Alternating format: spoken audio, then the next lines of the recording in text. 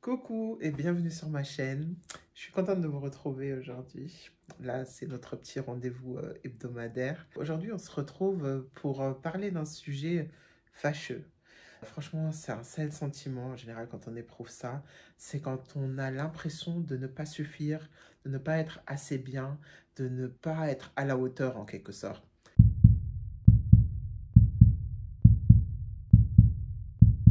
Et je vous avoue, j'ai vécu ce sentiment tellement de fois dans ma vie. Et je pense que ça commence dans l'enfance. Forcément, c'est toujours l'enfance qui nous forge, etc. Et je pense que c'est pour ça que je suis super autocritique, etc. Que je suis très exigeante envers moi-même. Parce que ça, c'est des trucs qui vous marquent. Alors, dans l'enfance, pour ceux qui me suivent, les autres, bienvenue. J'ai grandi en Allemagne, donc en tant que petite fille renois, métisse, etc. Et du coup, je me suis jamais sentie à ma place. Et les gens me l'ont fait comprendre. Toujours regardé d'une certaine façon. J'étais toujours différente. Alors aujourd'hui, la différence, je trouve que c'est une force. Mais quand tu es enfant, tu veux juste être comme tout le monde. Tu n'as pas envie qu'on te saoule. Donc déjà, quand tu grandis comme ça, tu as toujours l'impression de ne pas répondre aux critères exigés, tu vois. Et je me permets de te tutoyer, hein. Et dans l'adolescence, par exemple, donc j'étais non, j'étais une jeune adulte. J'étais à Paris et je cherchais une alternance. Et je me souviens à l'époque, j'étais partie chez une marque, j'ai failli dire le nom, une marque de luxe. Et je sais pas, c'était ma prof qui m'avait référé et tout. J'étais venue et tout, et je me souviens, la meuf, elle m'a regardé comme ça, elle m'a fait, alors là, ça va pas du tout, hein. Va falloir refaire des trucs là. Non, puis même, enfin, tu fais un peu attention à ta ligne. Ouais, donc déjà, moi j'étais, ouais, enfin, je me suis toujours, j'ai eu cette phobie en quelque sorte de quand je dois me présenter aux gens, que ce sera pas assez bon, que je serai pas à leur goût et que je correspondrai pas aux critères pour être éligible, que ce soit pour le poste, pour plein de choses en fait. J'ai vraiment développé un gros complexe autour de ça sans m'en rendre compte. Donc je me cachais, j'étais un peu en retrait, etc. Et ce qui est fou, c'est qu'aujourd'hui, avec tout le travail que j'ai fait sur moi-même, franchement, j'ai vraiment confiance en moi. Il y en a qui vont me dire, ouais, mais c'est un peu trop, t'es arrogante. Non. Enfin bon. Et malgré ça, ces plaies d'avant, de l'enfance, elles reviennent. Je vais vous citer un exemple, comme d'hab. En ce moment, je suis en train de passer des entretiens. Et, franchement, maintenant, bon, on est entre nous, d'accord? Donc, je vais vous parler comme quand je parle à ma pote. Donc, meuf, je connais mes capacités, ou mec, d'accord? Je sais que je suis une meuf avec beaucoup de compétences. J'ai fait des études, je parle 3 langues, j'ai une expérience professionnelle. Ça veut pas dire que je suis mieux que d'autres, etc., hein, je précise. C'est pas un truc de comparaison, c'est juste que je connais ma valeur sur le marché du travail.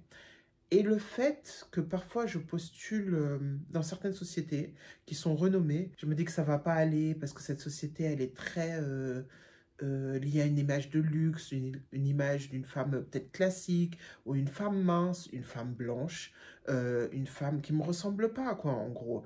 Et même si je suis consciente que je postule, ou alors qu'on m'appelle même souvent par rapport à mon CV et donc mes compétences, j'ai toujours cette petite sensation de malaise au début. Après, quand j'arrive, je vous avoue, je regarde autour de moi et je me dis, eh meuf, pourquoi tu te prends la tête? T'es là quand même, tu connais tes capacités. Si c'est pour toi, c'est pour toi. Si on ne te prend pas, tant pis. Mais ton physique atypique, tous ces trucs-là, ça n'a rien à voir. Mais c'est vrai que je dois faire une petite conversation avec moi-même, quoi, pour me canaliser à chaque fois. Je pense que c'est un truc, plus les années elles avancent, bah, plus on arrive à s'apaiser et tout. Mais je vous avoue, ça arrive encore très fréquemment. Surtout dans des situations où je suis pas 100% à mon aise, des situations que j'ai pas choisies. Pendant un entretien, il y a quelqu'un qui m'a dit quels sont vos axes d'amélioration. Je dis, bah, je suis assez impatiente et je suis assez exigeante envers moi-même. Ce qui est vrai.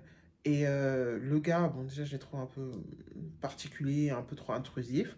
Il me dit, ah bah du coup, c'est lié à un manque de confiance en vous, hein.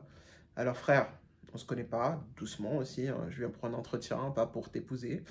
Mais bon, et en fait, le fait qu'il me sorte ça, ça m'a saoulé. Je vais pas vous mentir, ça m'a saoulé parce que ça a un peu réouvert d'anciennes plaies, en quelque sorte.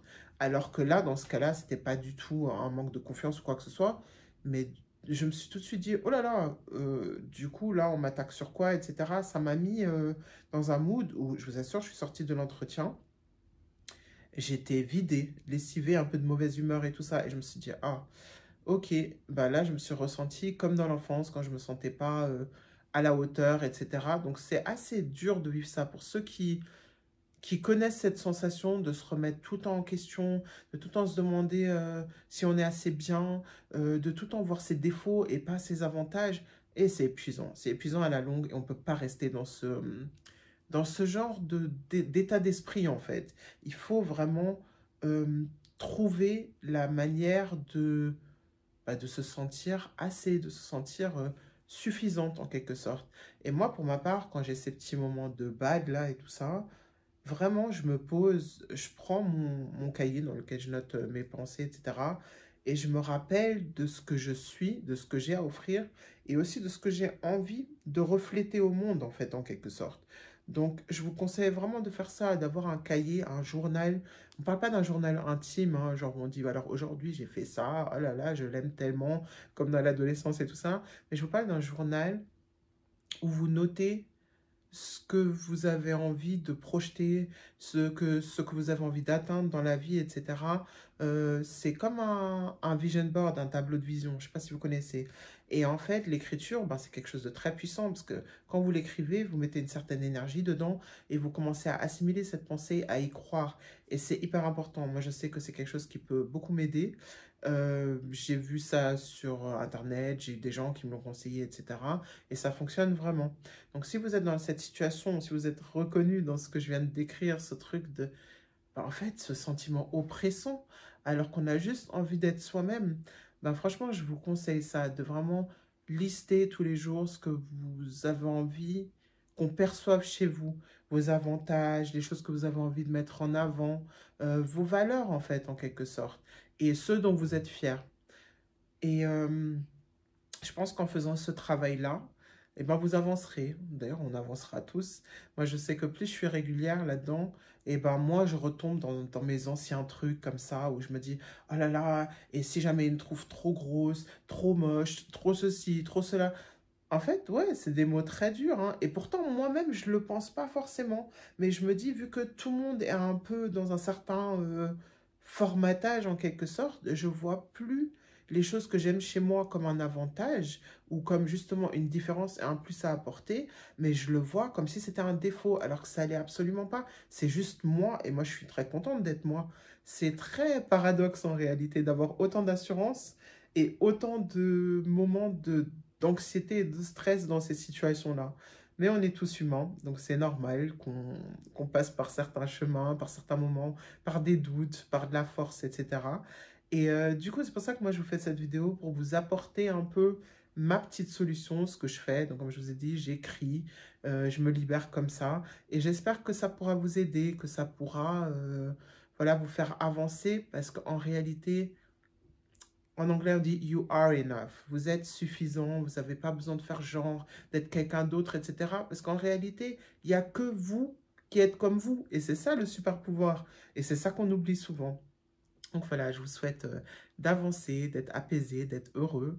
Et je vous dis à la semaine prochaine pour un autre petit rendez-vous. Bye bye.